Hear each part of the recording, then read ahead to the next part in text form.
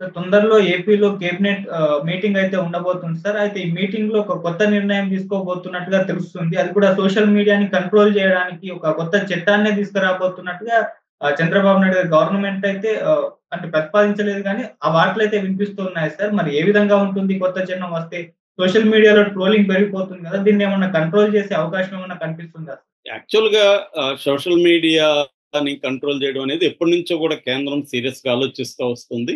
దానికి ప్రాబ్లమ్ ఏందంటే ఒకటి తమ వైపు నుంచేమో ఫ్రీడమ్ ఉండాలి. ఇప్పుడు బీజేపీ అతి భయంకరంగా ప్రత్యర్థుల మీద ట్రోలింగ్ ఎలా చేస్తుందో మనం చూసాము. రాహుల్ గాంధీని పప్పు అని చెప్పి అతన్ని ఎంత ఎగతాళి చేసి, మార్ఫింగులు చేసి, అతనెక్కడో టీ తాగుతుంటే మందు తాగుతున్నట్టు మార్ఫింగులు చేసి, ఇట్లా రకరకాలుగా రాహుల్ గాంధీని ఇమేజ్‌ని దెబ్బతీసే కార్యక్రమం బీజేపీ చేసింది. ఫేక్ న్యూస్ అనే కాన్సెప్ట్‌ని ఒక ఆర్గనైజ్డ్‌గా చేయడం అనేది బీజేపీనే చేసింది. అట్లాగే సోషల్ మీడియా పక్కన పెడితే మెయిన్ స్ట్రీమ్ మీడియాని బీజేపీ అంతా కూడా దేశంలో ఉండే మెయిన్ స్ట్రీమ్ మీడియాలో 90% మెయిన్ స్ట్రీమ్ మీడియాని బీజేపీ కంట్రోల్‌లోకి పెట్టుకొని ఆహ్, మ్యానుఫ్యాక్చరింగ్ కాన్సెంట్ అంటారు.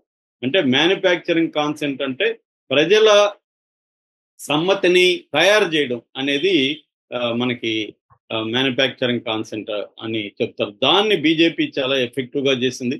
అట్లాగే ఒక ఇమాజినరీ ఎనిమీని క్రియేట్ చేసి, ఆ ఎనిమీ నుంచి మిమ్మల్ని రక్షిస్తున్నామని చెప్పి ప్రజల్ని నమ్మించి, ఆహ్, ప్రజల్ని మ్యానిపులేట్ చేయడం కూడా బీజేపీ పెద్ద ఎత్తున చేసింది. నిజానికి ముస్లింలు, హిందువులకి ఎనిమీస్ ఏం కారు.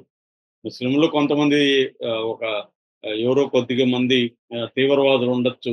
వాళ్ళ కారణాలు వాళ్ళకుంటాయి. అంత మాత్రాన అశేష సామాజిక పరంగా చూసినప్పుడు అశేష సంఖ్యలో ఉండే సామాన్య ముస్లింలు, సామాన్య హిందువులకి ఎనిమీస్ కాదు. వాళ్ళు గూడా వాళ్ళ కష్టాల్లో వాళ్ళుంటారు. సో, కానీ బీజేపీ ఏం చేసింది, ముస్లిం భూతాన్ని పెద్ద ఎత్తున చూపించి ఒక ఎనిమీ క్రియేట్ చేసి ఇది అమెరికా గూడా చేసింది. అమెరికాలో ఒక మనకి కోల్డ్ వార్ తర్వాత 91లో రష్యా సోవియట్ యూనియన్ కుప్పకూలిపోయిన తర్వాత they need an enemy. Huntington ఆయన రాసాడు కూడా దీని మీద పుస్తకాలు. ఎనిమీని మనం ఎలా క్రియేట్ చేసుకోవాలి. ఒక ఎనిమీ లేకపోతే ఈ ప్రజల్ని మనం కంట్రోల్ చేయలేం. ఒక ఎనిమీని చూపిస్తే ఆ ఎనిమీ నుంచి ప్రజల్ని రక్షిస్తున్నట్టుగా వీళ్ళని ఎలా చేయొచ్చని నోమ్ చామ్స్కీ కూడా దీని మీద మాట్లాడారు. ఇందాక చెప్పిన మ్యానుఫ్యాక్చరింగ్ కాన్సెంట్ అనే బుక్ రాసింది కూడా నోమ్ చామ్స్కీ అనమాట. అమెరికన్ మేధావి.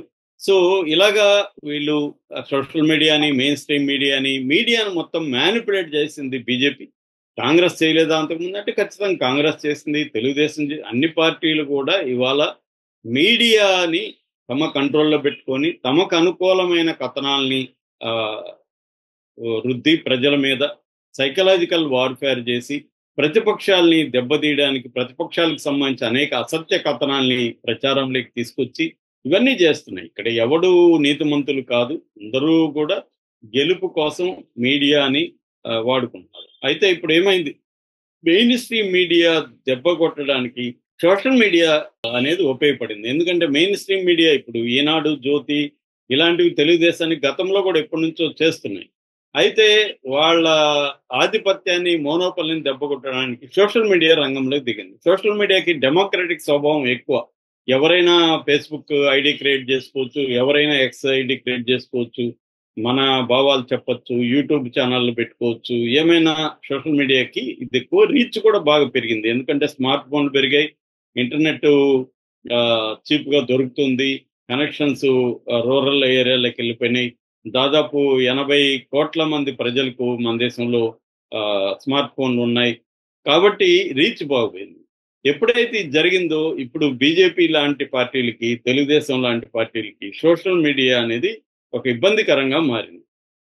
అయితే ఆహ్, ఆహ్, దీన్ని కంట్రోల్ ఎలా చేయాలనేది ఇవాళ బీజేపీ ఓవరాల్‌గా ఆలోచిస్తుంది. అది యూట్యూబ్ మీద ఆహ్, తర్వాత మిగతా సోషల్ మీడియా మీద కూడా కంట్రోల్ చేయడానికి ఆల్రెడీ బిల్లు కూడా ప్రతిపాదిత దీంట్లో ఉంది. నేను దాని మీద ఒక సెపరేట్ వీడియో కూడా మన ఛానెల్‌లో చేశాను. అయితే ఇప్పుడు ఆంధ్రప్రదేశ్‌లో ఒక తేనె తుట్టెను చంద్రబాబు కదిపాడు. సోషల్ మీడియా అనే తేనె తుట్టని కదిపి మరి చంద్రబాబు కదిపాడా, లోకేష్ కదిపాడా గాని కూటమి ప్రభుత్వం కలిపింది. దీనికి వెనక పవన్ కళ్యాణ్ ప్రెజర్ ఉంది. చంద్రబాబు అయితే మామూలుగా ఇలా చేయడు.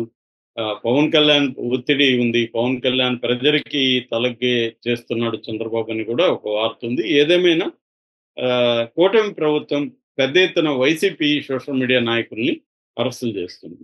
దీంతో ఒక్కసారిగా అసలు సోషల్ మీడియా ఎలా ఉండాలి, సోషల్ మీడియాలో ఎటువంటి పోస్టులు పెట్టాలి, వాళ్ళు చేస్తేనే తప్ప యువతర వాళ్ళు చేస్తే తప్పు కాదా, ఇలాంటి ప్రశ్నలు బయటకు వచ్చాయి. బయటకు వచ్చి ఇప్పుడు అంబటి రాంబాబు లాంటి వాళ్ళు, అటుపక్క జగన్ లాంటి వాళ్ళు కూడా ఓపెన్ గా మాట్లాడుతున్నారు, మీరు చేయట్లేదా అని. అంటే ఇప్పుడు ఏంటంటే వాళ్ళ వైపు నుంచేమో ఇందాక నేను వేరే వీడియోలు చెప్పినట్టు జగన్ వైపు నుంచేమో ఆత్మవిమర్శ లేదు, మేము చేసిన తప్పు కానీ మీరు కూడా చేస్తున్నారు కదా అనే యాంగిల్ లేదు, మేము తప్పు చేయలేదు మీరు తప్పు చేస్తున్నారు అనేదే ఉంది. ఇటు తెలుగుదేశంలో కూడా మేమంతా మంచివాళ్ళు, మేమంతా పవిత్రులు, మీరే అసభ్యంగా పోస్టులు పెడుతున్నారు, ఇద్దరు పెడుతున్నారు. ఎవరెంత పెడుతున్నారు ఏంటనేది మనం రీసెర్చ్ చేసి చెప్పే పరిస్థితి లేదు. కానీ ఇద్దరు కూడా రెండు వైపులు కూడా సోషల్ మీడియాలో వ్యక్తిగత జీవితాల్ని, మహిళల్ని కించపరిచే విధంగా, మహిళల లైంగిక విషయాలకు సంబంధించి వాళ్ళని దారుణంగా అవమానకరంగా మాట్లాడుతున్నారు, అసత్యాల్ని ప్రచారం చేస్తున్నారు. అవి ఇద్దరూ చేస్తున్నారు. వైసీపీ పెద్ద ఎత్తున చేసింది, తెలుగుదేశం కూడా పెద్ద ఎత్తున చేసింది. మొన్న కూడా జగనే చెప్పాడు, మా అమ్మని చంపడానికి నేను ప్రయత్నించానని Telugu Desam official media social media వింగే ప్రచారం చేస్తుంది. కాబట్టి అట్లాగే నేను నిన్న కూడా చెప్పాను, రామ్ గోపాల్ వర్మ కించపరిస్తే తప్పు, రామ్ గోపాల్ వర్మ తల తెస్తే ₹1,00,00,000 ఇస్తాను అన్న వ్యక్తి తప్పు కాదా, సాక్షాత్తు ఆయనకి మరి ఎమ్మెల్యే ఇచ్చారు, టికెట్ ఇచ్చే ఎమ్మెల్యే గెలిపించారు, మరి అతని మీద కేసులు ఉండవా అన్న ప్రశ్నలు ఇవాళ జనంలో బయలుదేరాయి. సో ఇది ఇప్పుడు ఇంకొక అడుగు ముందుకేసి తెలుగుదేశం కూటమి ప్రభుత్వం ఒక బిల్లు చట్టాన్ని తీసుకురావాలని ప్లాన్ చేస్తున్నారు. అదేంటంటే రాష్ట్ర స్థాయిలో ఒక చట్టం తీసుకొచ్చి సోషల్ మీడియాని గట్టిగా కంట్రోల్లో పెట్టుకోవాలన్న విధంగా ఉంది అని చెప్తున్నారు.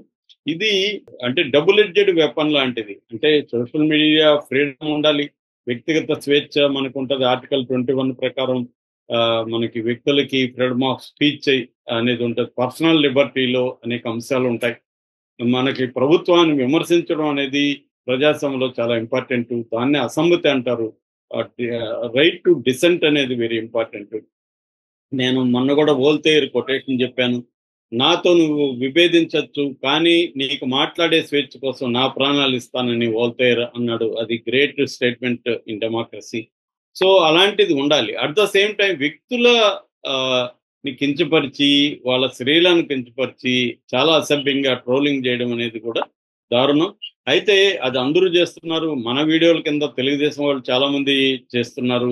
ప్రొఫెసర్ నాగేశ్వరరావు లాంటి వాళ్ళు వాపోతున్నారు. ఆ బండ బూతులు తిడుతూ ఫోన్లు చేసి మెసేజ్లు పంపిస్తున్నారు, ఆడియో మెసేజ్లు నన్ను అని ఆయన కూడా వాపోతున్నారు. ఇలాగా తెలుగుదేశం, జనసేన ఇంకా చెప్పాల్సిన లేదు. జనసేన వాళ్ళు ఇంకా తీవ్రంగా దాడులకు కూడా పూనుకున్నారు. మరి ఇటువైపును కూడా కట్ చేయాల్సిన అవసరం ఉంది. చంద్రబాబు ఈ విషయాలు కూడా ఆలోచించాలి.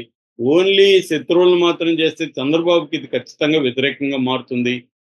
అంటే ఇది కేవలం కక్ష సాధింపుగా మారుతుంది. ప్రజల్లో వ్యతిరేకత వస్తుంది. జగన్ చేసిన మూర్ఖపు పనే చంద్రబాబు కూడా చేస్తున్నాడు.